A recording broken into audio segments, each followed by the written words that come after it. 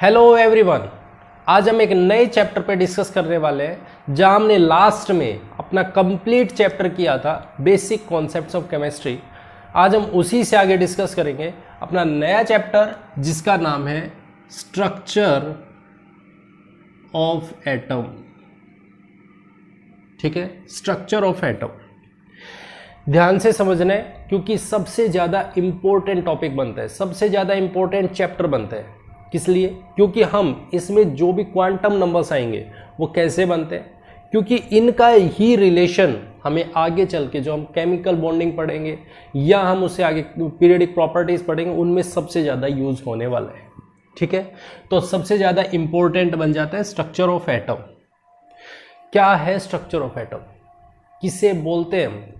Structure, atom का structure कैसे बना, किस तरीके से आइडेंटिफाई किया गया, हम इसी के बारे में डिस्कस करेंगे कंप्लीटली। ठीक है, सबसे पहली चीज आती है हमारे पास, अगर आपसे कोई अभी फिलहाल आपसे पूछ ले एटम क्या चीज है, आपसे बोल दे कोई एटम है क्या, बताओ, आइडेंटिफाई कीजिए। आप उसके बारे में कुछ जानते हो? तो आप कहोगे बिल्कुल जानते हो एटम्स के बारे में। क्या जानते हो? आप क्या कहोगे कि एटम है वो कोई भी एक सर्कुलर टाइप का ऑब्जेक्ट है, छोटी सी टाइनी सा पार्टिकल है। बिल्कुल है। अब जब ये छोटा सा पार्टिकल है जो सर्कुलर है, स्फेरिकल है, इसके बीच में एक न्यूक्लियस प्रेजेंट होता है जो कि पूरी बॉडी का, इस एटम का पूरा मास इसमें कंसंट्रेटेड होता है। बिल्कुल होता है। जो ये न्यूक्लियस है इसके चारों तरफ सर्कुलर पाथ बने होते हैं जिनमें इलेक्ट्रॉन्स रिवॉल्व करते हैं, इलेक्ट्रॉन्स घूमते हैं। मतलब आपको पता है एटम में इलेक्ट्रॉन होते हैं। बिल्कुल। आपको एक चीज और भी पता है, आपको पता है इसमें न्यूक्लियस होते हैं। बिल्कुल, इसमें न्यूक्लियस होता है जो आप अभी जानते हो। और इस न्यूक्लियस में प्रोटॉन भी होते हैं और न्यूट्रॉन भी होता है। ये आप चीज जानते हो। कब जानने लगे हो? जब आपकी बुक्स में ये चीज आई है। लेकिन अगर सोच के देखें कि ये बुक्स में आई कैसे, ये हम पढ़ना शुरू कब कर रहे हैं, कैसे हमें पता चला कि कोई एटम है उसमें इलेक्ट्रॉन है, कोई एटम है उसमें न्यूक्लियस है और न्यूक्लियस में प्रोटॉन है, न्यूट्रॉन है, हमें पता कैसे चला? हम इसके हिस्टोरिकल बैकग्राउंड के बारे में बात करेंगे और वो ये चीज हम आइडेंटिफाई करने की कोशिश करेंगे कि ये एटम जो अभी हम पढ़ने लगे हैं वो बना कैसे है। तो हम जब इन सभी डिस्कवरीज को पढ़ लेंगे तो हमें अपने आप समझ में आ जाएगा कि ये एटम बना किस तरीके से। ठीक है, तो हम सबसे पहली बात करते हैं इनकी जो पीछे जितनी भी थ्योरीज आई है उनके बारे में डिस्कस करते हैं। ठीक है, चलो सबसे पहला एक छोटा सा कॉन्सेप्ट जिसके बारे में हम पढ़ते हैं, जिसके बारे में हमने पढ़ा, हमने एक चीज पढ़ी कि अगर मान लो सपोज करो मेरा कोई भी घर है, सपोज करते कोई भी एक घर है, उस घर को बनाने के लिए जो सबसे बेसिक यूनिट है उसकी छोटी से छोटी यूनिट अगर हम बोले तो वो उसकी ईंट है। ईंट है, ब्रिक्स जिसको हम बोले, एक छोटी सी यूनिट जो ईंट है। ईंट को हम फर्दर डिवाइड नहीं कर रहे हैं क्योंकि ईंट की और कोई छोटी यूनिट है ही नहीं। अब ये मत कह देना कि नहीं सर उसकी तो छोटी यूनिट होती है हम ईंट को तोड़ देते हैं, नहीं। हम कह रहे हैं कि कंप्लीट एक ईंट आपस में जुड़ के एक पूरा घर बना रही है। बात क्लियर? तो मेरे पास में उसी तरीके से मेरे पास एक घर है और उसको बनाने के लिए ईंट है उसकी जो बेसिक यूनिट है। उसी सिमिलर तरीके से हमारे पास एक साइंटिस्ट आए, उन्होंने बोला कि मेरे एलिमेंट्स हैं, कोई भी जितने भी एलिमेंट है पूरी पीरियडिक टेबल में, वो एलिमेंट्स किससे मिलके बने होते हैं और उन एलिमेंट्स की जो बेसिक यूनिट होती है वो एटम होती है। ये आप बेसिक कॉन्सेप्ट ऑफ केमिस्ट्री में पढ़ चुके हैं इस साइंटिस्ट के बारे में। और वो थ्योरी थी Dalton's atomic theory. Dalton's atomic theory पढ़ा है आपने? बिल्कुल पढ़ा है। जिसमें उन्होंने बोला एलिमेंट है वो एटम्स से मिलके बने होते हैं। अब उन्होंने एटम नाम लिया पहली बार, जहां पे किसी को नहीं पता था कि एटम नाम की चीज होती है, वहां पे उन्होंने पहली बार एक ऐसी डिस्कवरी कर दी, एक ऐसे वर्ड को मतलब बोल दिया कि जिसके बारे में किसी को कुछ नहीं पता था। अब चलते, चलो ठीक है, आपने बोल दिया एटम होता है, हम मान लेते हैं, हम क्योंकि जब पहली बार कोई भी एक नई चीज़ आएगी तो हम बिना देखे उस पर भरोसा करते हैं और उसके बारे में मान के चलते हैं कि ऐसा होता होगा। अब वो इतनी बात पे नहीं रुके, उन्होंने कुछ और इसके कॉन्सेप्ट्स दिए, कॉन्सिक्वेंसेस दिए कि एटम है क्या है। वो एटम के बारे में बोला कि उसको हम नॉर्मली अगर यदि हम देखें, क्योंकि सबसे छोटी यूनिट है, बिल्कुल बेसिक यूनिट है, तो वो इनडिविजिबल है, उसको हम तोड़ नहीं सकते हैं, उसको डिवाइड नहीं कर सकते हैं उससे ज्यादा, और उसको क्या डिसोसिएट करें, हम नहीं तोड़ सकते। ठीक है, ये जो एटम्स है मिलके, एटम्स अगर यदि सेम एटम्स मिलेंगे तो एलिमेंट्स की फॉर्मेशन करेंगे। कुछ कॉन्सेप्ट्स दिए उन्होंने जिनको हम पीछे पढ़ के आए हैं। ये एलिमेंट्स आपस में कंबाइन होंगे तो मॉलिक्यूल बनाएंगे, अगर डिफरेंट एलिमेंट्स कंबाइन होंगे तो कंपाउंड बनाएंगे। इनके बारे में हम पीछे पढ़ के आए हैं अच्छे से, उसे अगर यदि किसी ने नहीं देखा है तो वो देख सकते हो। ठीक है, चलो, ये तो इनके बारे में बोला कि एटम होता है। उन्होंने एक कॉन्सेप्ट भी दिया, एक लॉ भी दिया कि जहां पे उन्होंने बोला लॉ ऑफ केमिकल कॉम्बिनेशन, जहां पे बोला कि एटम्स हैं वो कंबाइन होते हैं, वो एक सिंपल एक दूसरे से जो रिएक्टेंट जितने अमाउंट में बनेंगे उतनी प्रोडक्ट की बनेगी। ठीक है, मतलब सभी का मास कंजर्व भी होता है। ठीक है, अब क्योंकि उन्होंने एक वर्ड बोला कि मेरे पास में कंपाउंड बनते हैं या मॉलिक्यूल बनते हैं, बिल्कुल बनते हैं। दूसरा एक चीज वो ये भी बोल रहे हैं कि मेरे पास एटम प्रेजेंट है, एटम है, बात क्लियर है। अब उसके ऊपर किसी भी तरीके का कोई चार्ज नहीं है, कोई चार्ज वगैरह के बारे में कोई डिस्कशन नहीं था, कुछ नहीं बोला उन्होंने। मतलब इनके हिसाब से अगर देखा जाए तो एटम एक न्यूट्रल कंपोनेंट है, उसके ऊपर कोई चार्ज नहीं है, न्यूट्रल है, वो जीरो चार्ज कैरी करने वाला स्पीसीज है। ठीक है, अब हम एक बात अगर यदि माने तो जैसे हम सपोज करें, मान लो मेरे को कोई दो चीजों को आपस में अटैच करने हैं, जैसे मेरे पास में कोई भी दो चार्ज स्पीसीज है, तो अगर यदि मेरे पास में प्लस चार्ज है तो वो हमेशा क्या चाहेगा कि वो हमेशा माइनस चार्ज की तरफ अट्रैक्ट करने की कोशिश करेगा। जब प्लस चार्ज है वो माइनस चार्ज को अट्रैक्ट करेगा, और अगर प्लस चार्ज होगा तो उसको रिपेल करेगा। ये हम जानते हैं, अब जानते हैं, पहले नहीं जानते थे हम इतना, उस टाइम में इतना नहीं पता था।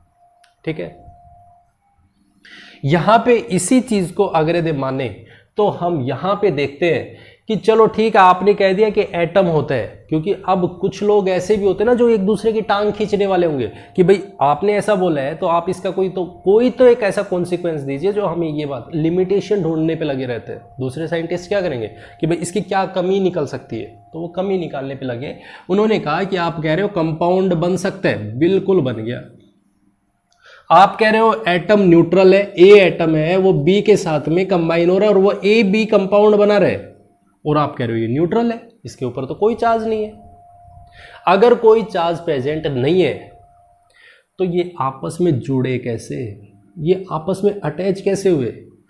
अगर मेरे पास में कंपाउंड बन रहे हैं तो फिर ये न्यूट्रल कैसे, आपस में दोनों अटैच कैसे हुए? वो इस चीज को एक्सप्लेन नहीं कर पाए कि भाई कैसे ये अटैच हुए। चलो ठीक है। दूसरी बात कि उन्होंने एटॉमिक मासेस के बारे में भी कुछ एक्सप्लेन नहीं किया कि एटॉमिक मास वेरी, जब एक बात है मान लो एक एटम में एक एटम है वो वेट रखता है कुछ भी W, मेरे पास में कोई भी एक एलिमेंट है वो एक एटम से बना है तो उसका W वेट है, तो दूसरा कोई एलिमेंट है जिसमें 10 एटम्स है तो उसका वेट होना चाहिए था 10 W के बराबर, लेकिन यहाँ पे वेट वेरिएशन हो रहा है, एटॉमिक मास भी वेरी कर रहे हैं, तो इसकी कुछ लिमिटेशंस है। अब यहाँ पे क्योंकि इन सब चीज़ों के बारे में डिस्कवरी कर रहे हैं, इसके बारे में डिस्कस कर रहे हैं, तो हमारे पास दूसरे साइंटिस्ट वो भी ये चीज़ सर्च करने में लगे रहेंगे कि इनकी क्या क्या कमियां हैं जिन पे काम किया जाए। दूसरे हमारे पास एक साइंटिस्ट आए जो डेवी नाम के थे, डेवी नाम के। उन्होंने क्या कहा? उन्होंने कहा कि अगर मेरे पास में कोई भी कंपोनेंट है, हम पहले डाल्टन ने जो बताया उसकी बातों पे अंधविश्वास करके चल रहे थे। बिल्कुल उन्होंने जो बोल दिया मान के चल रहे हैं कि हमारे पास ऐसा होगा भैया, ऐसा कि उसमें कोई भी किसी भी तरीके का कोई भी कंपोनेंट मतलब उसको तोड़ नहीं सकते हैं, उसका कोई और पार्ट नहीं बन सकते। लेकिन यहाँ पे हमारे पास साइंटिस्ट आए डेवी, उन्होंने बोला कि अगर कोई भी कंपोनेंट है, जब कंपाउंड बन रहे हैं तो एटम के अंदर कुछ न कुछ तो ऐसा है जो इलेक्ट्रिकल इफेक्ट रखता है। इलेक्ट्रिकल इफेक्ट रखने वाला कोई ना कोई तो ऐसी कंपोनेंट है, कोई ना कोई ऐसा कंपोनेंट प्रेजेंट है जो इलेक्ट्रिकल इफेक्ट रखता है, जिसके पास इलेक्ट्रिकल पावर है। इलेक्ट्रिकल पावर मतलब भाई वो टेंडेंसी ऐसी रखता है कि जो इलेक्ट्रिसिटी को इफेक्ट करता है। यहां पे ये बात बोल दी। अब ये एक नया टर्न, जहां पे पहले ये बोला जाता था एटम न्यूट्रल है, उसके ऊपर कोई चार्ज नहीं है, और एकदम से ऐसी बात आ जाना जहां पे इलेक्ट्रिकल इफेक्ट बोलना या उसके ऊपर कोई भी इलेक्ट्रिसिटी पावर है, इसका मतलब कुछ ना कुछ तो गड़बड़ है, कोई ना कोई तो। अब बात में तो पहले कुछ बोले जाना और बाद में कुछ और बोले जाना, दोनों में तो कुछ ना कुछ तो कॉन्सेप्शन निकलेगा। अब इन्हीं चीज़ों को ध्यान में रखा, इन्हीं चीज़ों से हमारे पास में एक साइंटिस्ट आए, जो हमारे पास स्टोनी नाम के एक साइंटिस्ट आए। स्टोनी, माइकल फैराडे भी आए थे, उन्होंने भी इसके बारे में बोला था, मैटर और इलेक्ट्रिसिटी दोनों के बीच में रिलेशन बताया था। उस टाइम पे वो इस रिलेशन को दे चुके थे। तो हमारे पास एक साइंटिस्ट आए जिनका नाम था स्टोनी। अब ये क्या कहते हैं, स्टोनी ने बोला कि अगर मेरे पास में इलेक्ट्रिकल इफेक्ट है, इलेक्ट्रिकल इफेक्ट प्रोड्यूस हो रहे हैं, तो उसी तरीके से पहली बार इन्होंने एक वर्ड इजेक्ट कर दिया, एक वर्ड बोल दिया इलेक्ट्रॉन, कि जो चार्ज प्रेजेंट है उसके ऊपर जो चार्ज प्रेजेंट है वो इलेक्ट्रॉन है। उन्होंने क्या देखा, उन्होंने देखा जैसे हम इलेक्ट्रॉन को एक, जब हम उसमें लैटिन वर्ड में देखते हैं तो इसको बोला गया एम्बर। एम्बर का मतलब था कि हम जैसे हम वूल को रगड़ते हैं, रब करते हैं, या हम जब कभी भी देखा होगा आपने कागज़ को अगर यदि आप अपने बालों में रब करोगे तो उसके ऊपर चार्ज क्रिएट हो जाते हैं। उन्होंने कहा उसको इलेक्ट्रॉन, पहली बार एक नाम दिया गया और जिसको बोला इलेक्ट्रॉन।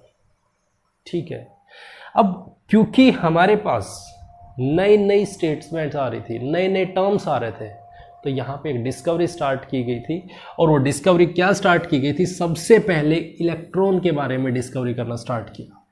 इलेक्ट्रॉन के बारे में कैसे डिस्कवरी की, सबसे पहले हम इनको बोलते हैं कैथोड रे इलेक्ट्रोड भी बोल देते हैं, कैथोड रेज भी बोल देते हैं, या फिर डिस्कवरी ऑफ इलेक्ट्रॉन भी बोल देते हैं। दोनों चीज़ें हम यहाँ से बोल सकते हैं। क्या बोला गया इसके बारे में, पूरी तरीके से क्लियर किया गया कि हमारे पास सबसे पहली बात हम लेते हैं कैसे हम इलेक्ट्रॉन्स को डिस्कवर करते हैं। सबसे पहली बात हमने क्या किया कि इसके लिए एक एक्सपेरिमेंट करके देखा, और वो एक्सपेरिमेंट ये था कि कोई भी एक ट्यूब ली गई, ग्लास ट्यूब ली, ये कोई भी एक ग्लास ट्यूब है। ध्यान से समझना है किस तरीके से एक्सपेरिमेंट किया गया था, किस तरीके से समझाने की कोशिश की गई थी कि हमारे पास कोई भी एक ग्लास ट्यूब है, इस ग्लास ट्यूब में हम 2 इलेक्ट्रोड फिट कर देते हैं।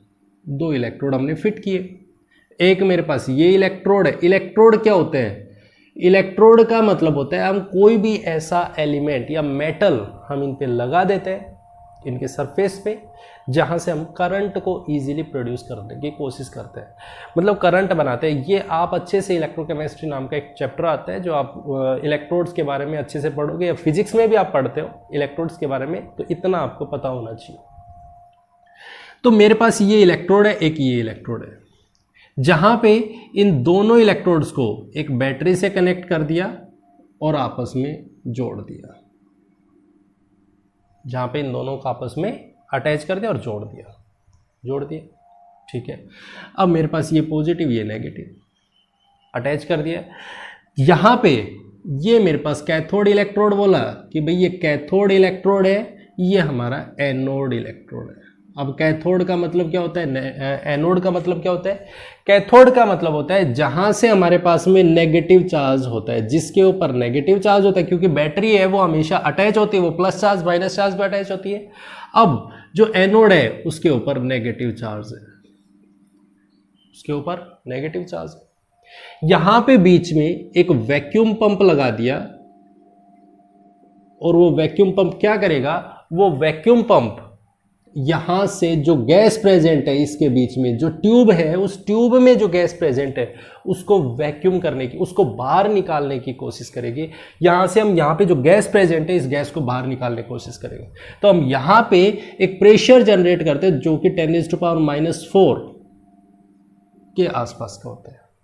इतना प्रेशर हम इसमें क्रिएट करने की कोशिश करते हैं, बहुत ही कम, बहुत लो प्रेशर, या हम ये लिख सकते हैं लो प्रेशर इसमें एग्जर्ट करने की कोशिश करते हैं, बहुत थोड़ा सा। ठीक है, यहां से हम एक हाई वोल्टेज यहां से हम जनरेट करवाते हैं। इस बैटरी से जो हमने यहां पे बैटरी अटैच की है वो बैटरी हम इसमें हाई वोल्टेज इसमें प्रोवाइड करते हैं।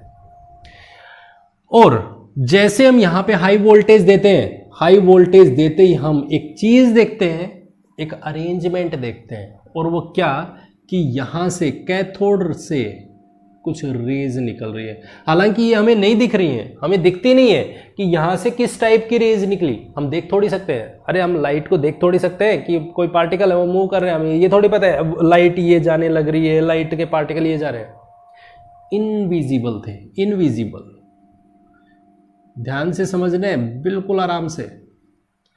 Invisible particle. सबसे पहली चीज, अगर कोई हमसे ये पूछ ले कि हमने यहां पे लो प्रेशर क्यों किया, हमने इसको वैक्यूम क्यों किया, क्योंकि अगर यदि मान लो सपोज करो अगर मेरे पास कोई गैस प्रेजेंट है, क्योंकि इन पार्टिकल्स का भी जो यहां से निकल रहे हैं इन पार्टिकल्स का भी हल्का सा वेट है, बिल्कुल लाइट वेट है, बहुत थोड़ा वेट है, और यहां पे जो गैस प्रेजेंट है उनका भी वेट है, दोनों आपस में कोलाइड करेंगे तो हमें डिस्टर्बेंस होगा, थोड़ी अमाउंट में, बहुत लिटिल अमाउंट में यहां पे गैस प्रेजेंट हो।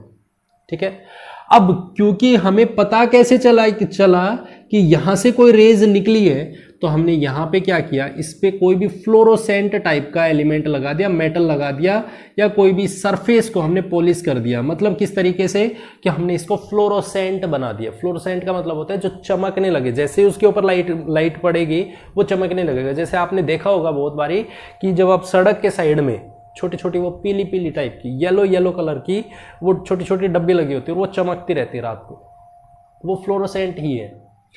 इनको हम जिंक सल्फाइड से बनाते हैं। हमने यहाँ पे एक प्लेट लगा दी, उसको यहाँ पे अटैच कर दिया। ठीक है, जैसे ये रेज हमें ये बीच में चल रही है वो तो हमें दिखाई नहीं दे रही, लेकिन वो रेज यहाँ पे जाके जब टकरा रही है, यहाँ पे जब वो कोलाइड कर रही है तो वो हमें क्या दिख रहा है, चमकती हुई दिख रही है, ब्राइटन्ड चीज दिख रही है, चमक रही है। ठीक है, हमें ये चीज दिखी। अब जैसे हमने ये देखा तो हमें लगा कोई न कोई तो ऐसी चीज है, जब यहां पे ये चमकने लग रही है तो ऑब्वियस सी बात है कोई ना कोई चीज का तो माइग्रेशन होने लग रहा है, कोई चीज तो इजेक्ट होने लग रही है, और वो क्या हो रही है वो हमें पता ही नहीं है। अब हमें कैसे पता चलेगा कि भाई ये किस टाइप के चार्ज कैरी करने वाले हैं, किस टाइप का इस पे चार्ज है, या कैसे पार्टिकल्स हैं, इनको हम डिस्कस करने की कोशिश करते हैं। ठीक है, अब क्योंकि हमें इसके बारे में ये आइडेंटिफाई करना है कि ये कैसे चार्ज्ड पार्टिकल्स हैं, कैसे स्पीसीज है जो यहां से निकलने लग रही है, जो रेज यहां से निकल रही है। क्योंकि हमें ये तो पता चल गया कि जब हम इधर से करंट दे रहे हो तो इधर चमक रहा है, इधर का भी फ्लोरोसेंट बना है, लेकिन इधर नहीं चमका, चमकने वाली चीज यहां है, यहां पे चमक रही है। मतलब रेज किधर से किधर जा रही है, इस साइड से कैथोड से एनोड की तरफ जा रही है, कैथोड से एनोड की तरफ। मतलब इनकी डायरेक्शन हमें पता चल गई, कहां से कहां पे। सबसे पहली चीज हमें यह पता चल गया कि इनका जो माइग्रेशन हो रहा है वो कैथोड से होके एनोड की तरफ हो रहा है, कैथोड से एनोड की तरफ हो रहा है। बहुत बहुत बहुत बड़ी बात हो गई है। कैथोड पे कैसा चार्ज है, नेगेटिव, और एनोड पे कैसे, पॉजिटिव। इसका मतलब ये हो गया कि यहां से जो पार्टिकल्स हैं वो निकल रहे हैं, वो किस टाइप के चार्ज कैरी करने वाले हैं, वो नेगेटिव चार्ज कैरी करने वाले पार्टिकल्स हैं। नेगेटिव चार्ज कैरी कर रहे हैं वो, नेगेटिव। अब इसका कोई ना कोई तो प्रूफ होना चाहिए ना, कि हमें पता कैसे चल रहा है कि भाई यहाँ पे नेगेटिव है, कैसे पता चलेगा नेगेटिव है। तो हम यहाँ पे एक छोटा सा इलेक्ट्रिक फील्ड अप्लाई करने की कोशिश करते हैं। इलेक्ट्रिक फील्ड का मतलब प्लस चार्ज और माइनस चार्ज, हम इलेक्ट्रिक फील्ड जनरेट करते हैं। जो ग्लास ट्यूब है, इस ग्लास ट्यूब के चारों तरफ हम इलेक्ट्रिक फील्ड अप्लाई करने की कोशिश करते हैं, इधर पॉजिटिव चार्ज इधर नेगेटिव चार्ज। जैसे हमने इसके ऊपर इलेक्ट्रिक फील्ड अप्लाई किया, अप्लाई करते ही जो ये लाइट थी या जो रेज थी वो इधर माइग्रेट करने की बजाय अब पॉजिटिव चार्ज की तरफ जाना स्टार्ट कर दिया। इन्होंने क्या किया, क्योंकि अब पहले तो ये यहां से यहां पे जा रही थी, प्लस चार्ज माइनस चार्ज की तरफ जा रहा था, माइनस चार्ज प्लस चार्ज की तरफ जा रहा था, बिल्कुल जा रहा है। अब क्योंकि हमने क्या किया, इधर हाई अमाउंट में पॉजिटिव चार्ज दे दिया, मान लो इधर 10 पॉजिटिव चार्ज था जो खींचने लग रहा था, इधर से हम इस पे 15 पॉजिटिव चार्ज अप्लाई कर रहे हैं, तो फोर्स ऑफ अट्रैक्शन किधर ज्यादा होगा, जहां पे 15 पॉजिटिव चार्ज है, 10 की तरफ थोड़ी है, तो ये 15 पॉजिटिव चार्ज की तरफ माइग्रेट करना स्टार्ट कर देती है। अब क्योंकि हमने ये देखा कि यहां पे पॉजिटिव चार्ज है, जो इलेक्ट्रिक फील्ड में पॉजिटिव चार्ज है वो नेगेटिव चार्ज को अपनी तरफ अट्रैक्ट कर रहे हैं, तो इसका मतलब इन रेज के ऊपर कैसा चार्ज है, नेगेटिव चार्ज है, नेगेटिव चार्ज। जिससे हम क्लियर कर पाते हैं कि हमारी जो स्पीसीज यहां से, जो पार्टिकल्स यहां से निकल रहे हैं वो कैसे हैं, नेगेटिव चार्ज के हैं, ये नेगेटिवली चार्ज पार्टिकल्स हैं। सेकेंड चीज हमारे पास क्या निकली, इसका सेकेंड कॉन्सेप्ट निकला, वो ये cathode rays carry negative charge, carry negative charge. ठीक है, ठीक है। तीसरी चीज ये कि जैसे हमने when we field apply positive electric field, जैसे हमने इन पे इलेक्ट्रिक फील्ड अप्लाई किया तो ये जो रेज थी माइग्रेटेड टुवर्ड्स, किधर माइग्रेट कर रही है, टुवर्ड्स पॉजिटिव चार्ज, जो हमें ये आइडेंटिफाई करवाती है कि ये नेगेटिव चार्ज के बने हैं। ठीक है, चलो इसके आगे हम देखते हैं भाई, अगर यदि मान लो सपोज करो आप अगर यदि मार्केट जा रहे हो और मार्केट गए और मार्केट से आप एक फैन लेके आए, कोई भी एक फैन दिया, खरीदा, आप लेके आ रहे हो, आप किसी बाइक पे आ रहे हो, ठीक है, आपने फैन ऐसे पकड़ा हुआ है। अब आप देखोगे कि जब वो फैन, आप जा रहे हो बाइक पे, फैन जैसे ही हवा से टकराएगा तो फैन रोटेट करता आएगा। आप ये देखोगे, ऑब्जर्व करोगे कि वो फैन है वो रोटेट कर रहा है। वैसा क्या हो रहा है कि फैन रोटेट कर रहे हैं, तो क्योंकि हमारे पास जो पार्टिकल्स हैं, जो एयर के पार्टिकल्स हैं, वो आपके फैन से टकराएंगे तो उनमें भी कोई ना कोई वेट होगा, और जो आपका फैन है उसको वो काइनेटिक एनर्जी प्रोवाइड करने की कोशिश करें। मतलब जो आपके एयर पार्टिकल्स हैं उनमें कोई ना कोई काइनेटिक एनर्जी है। तो उसी सिमिलर तरीके से यहां पे भी एक एक्सपेरिमेंट करके देखा, उन्होंने देखा क्या इन पार्टिकल्स में कोई वेट है, क्या इन पार्टिकल्स का कोई ना कोई वेलोसिटी है। तो उन्होंने देखा जैसे ही इसके अंदर फैन को अप्लाई किया, एक फैन लगाया, तो ये फैन रोटेट करना स्टार्ट कर देते हैं।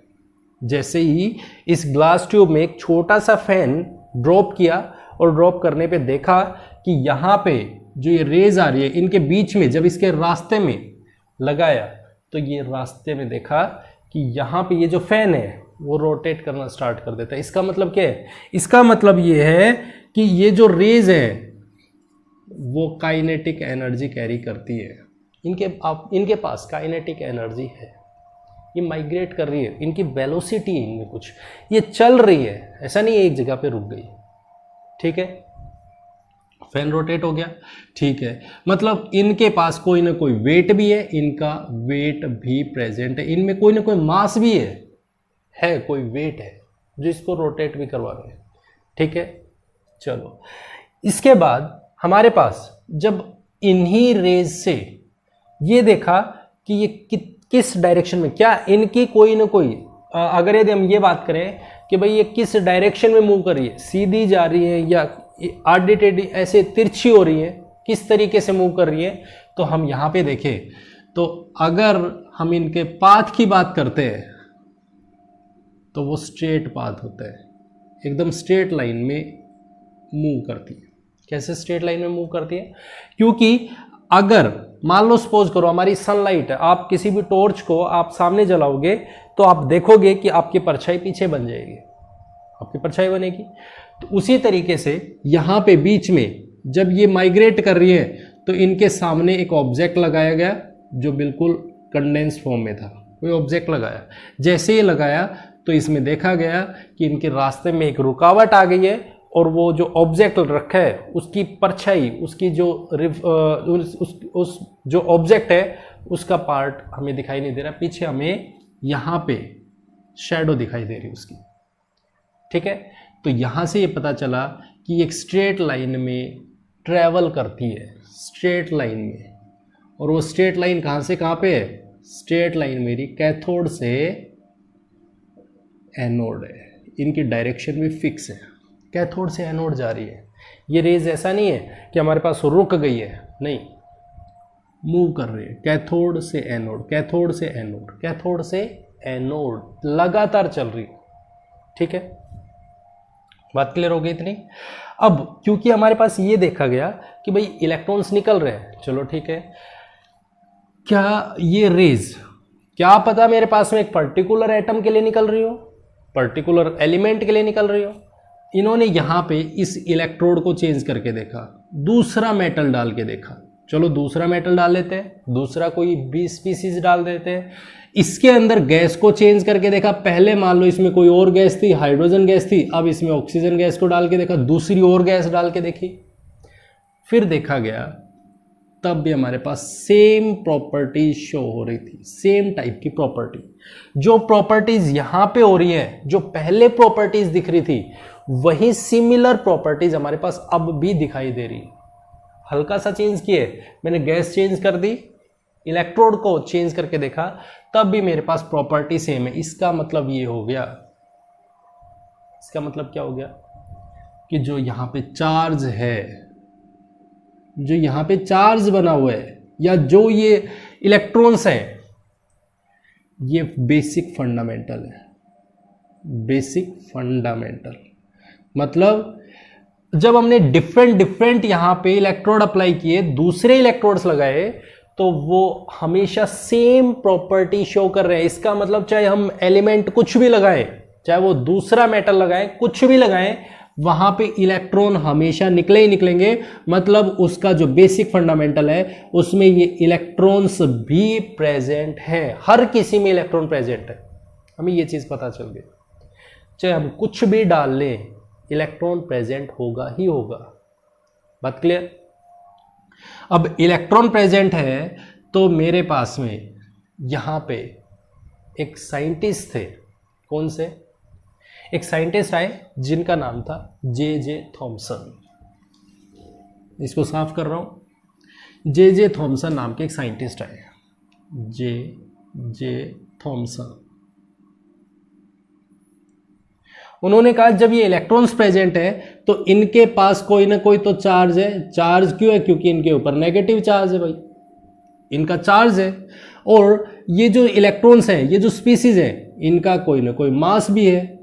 अगर उन्होंने इलेक्ट्रॉन का और इलेक्ट्रॉन पे जो चार्ज है और उसका मास है, उन दोनों का रेशियो निकालने की कोशिश करे, उन्होंने इसका रेशियो निकालने की कोशिश की। और उन्होंने क्या देखा? उन्होंने देखा कि हमारे पास इसका जो रेशियो है वो 1.75 10⁻11 कूलम पर किलोग्राम इतना आने लग रहा है। जो चार्ज बाय मास है, जो चार्ज बाय मास रेशियो है, वो 1.75 10⁻11 कूलम पर किलोग्राम है। अब ध्यान देना, बुक्स में इसको ये लिखा होगा 1.75 10⁸ कूलम पर ग्राम, कूलम पर ग्राम। ये किलोग्राम में, ये ग्राम में है, तो इससे कंफ्यूज नहीं होना है। यहाँ पे 8 लिखा है, यहाँ पे 11 लिखा है, तो ये कंफ्यूजन नहीं रखना है, क्योंकि वो यूनिट कन्वर्जन के हिसाब से लिखा है। ठीक है, अब इन्होंने तो कैलकुलेट किया E/m रेशियो। इन्होंने कैलकुलेट किया कि मेरे पास में जो ये आने लग रही है, जो रेज आने लग रही है, इनका चार्ज बाई मास रेशियो है वो इतना बनने लग रहा है, इतना प्रोड्यूस हो रहा है। तो हम अगर इसी चीज को ये देखें कि हम जो इलेक्ट्रॉन प्रेजेंट है उसका मास कितना है, कैसे कैलकुलेट करें, चार्ज बाय मास रेशियो तो इतना है, लेकिन हम उसका कैसे कैलकुलेट करें कि उसका मास कितना है। तो भाई दूसरी तरफ एक और साइंटिस्ट थे जिनका नाम था मूलिकन, जिन्होंने ऑयल ड्रॉप से इलेक्ट्रॉन पे चार्ज कैलकुलेट किया और उन्होंने फाइंड किया कि हमारे पास जो कोई भी इलेक्ट्रॉन प्रेजेंट होता है उस पे चार्ज होता है वो 1.6 इंटू 10⁻⁻19 कूलम चार्ज होता है। उन्होंने आइडेंटिफाई किया, मूलिकन ने आइडेंटिफाई किया कि कोई भी इलेक्ट्रॉन है उस इलेक्ट्रॉन पे चार्ज, अब ये मत तो कहना कि इसके आगे नेगेटिव साइन होता है पॉजिटिव साइन होता है, वो चार्ज है उन पे, अगर इलेक्ट्रॉन है तो नेगेटिव चार्ज, प्रोटॉन होगा तो पॉजिटिव चार्ज, वो हम आगे देखेंगे। 1.6 इंटू 10⁻⁻19 कूलम चार्ज प्रेजेंट है। तो हम चार्ज पता चल गया, चार्ज बाय मास रेशियो पता चल गया, तो हम यहां से मास ऑफ इलेक्ट्रॉन निकाल सकते हैं, बिल्कुल निकाल सकते हैं। मास ऑफ इलेक्ट्रॉन जैसे हमने कैलकुलेट किया तो हमें निकल के आया, और वो क्या निकल के आया, वो निकल के आया 9.1 10⁻31 किलोग्राम, या फिर हम ये कह सकते हैं 9.1 10⁻28 ग्राम हमारे पास ये निकल के आ गया। मतलब मास ऑफ इलेक्ट्रॉन कितने, इतना, इलेक्ट्रॉन पे चार्ज कितना 1.6 10⁻⁻90 और E/m रेशियो 1.75 जो हमें निकाल के देता है J Thomson. Mulliken oil drop से हमें ये कैलकुलेट होता है और हमारे पास में मास ऑफ इलेक्ट्रॉन इतना निकल के आता है। मतलब मेरे पास में इलेक्ट्रॉन की डिस्कवरी हो जाती है, इलेक्ट्रॉन के बारे में हम कंप्लीट पढ़ पाते हैं। इलेक्ट्रॉन के बारे में तो पता चल गया, अभी किसी ने नहीं पता है, किसी को भी नहीं पता है प्रोटॉन भी है। अभी सब ये मान के चल रहे थे कि हमारे पास में इलेक्ट्रॉन होता है, जो कि बेसिक फंडामेंटल है। एटम के अंदर भी इलेक्ट्रॉन प्रेजेंट होते हैं, और जो कैसा चार्ज कैरी करते हैं, जो नेगेटिव चार्ज कैरी करने वाला पार्टिकल है, नेगेटिव चार्ज, क्लियर है, जिसके ऊपर नेगेटिव चार्ज है। अब नेगेटिव चार्ज है तो ऑब्वियस सी बात है, हमें डाल्टन ने बोला कि वो न्यूट्रल है, और अब मेरे पास बोल रहा है कि इसके ऊपर नेगेटिव चार्ज है। तो यहाँ से हमारे पास में दूसरा कोई टॉपिक निकल के आता है जिसको हम बोलते हैं प्रोटॉन की डिस्कवरी, और उसको हम नेक्स्ट वीडियो में पढ़ेंगे। पहले आप इसको पूरे को दोबारा से एक बारी पूरे के पूरे जो हमारा एक्सपेरिमेंट है, कैथोड रे एक्सपेरिमेंट, इसको पढ़ के देखिए, समझ के देखिए। कोई भी डाउट आता है तो इसको पूछ लेना है, कमेंट कीजिए कि समझ में नहीं आया, और अगर आपको समझ में आ गया तो कमेंट में भी लिख के बताइए कि आपको पूरी तरीके से समझ आ गया है। ठीक है, तो ये था हमारा आज का लेक्चर, जिसमें हमने बात की है कि किस तरीके से इलेक्ट्रॉन डिस्कवर होते हैं, इलेक्ट्रॉन की डिस्कवरी के बारे में कंप्लीट लिया, कैथोड रेज के बारे में डिस्कवरी। ठीक है, कैथोड रे एक्सपेरिमेंट बोल दो या इलेक्ट्रॉन डिस्कवरी बोल दो, दोनों चीज़ें एक ही है। क्लियर? आई होप आप लोगों को लेक्चर पसंद आया होगा। अगर पसंद आया है तो इसे लाइक, कमेंट और शेयर जरूर करें, और अगर चैनल को अभी तक सब्सक्राइब नहीं किया है तो चैनल को सब्सक्राइब जरूर करें। Thank you very much and have a nice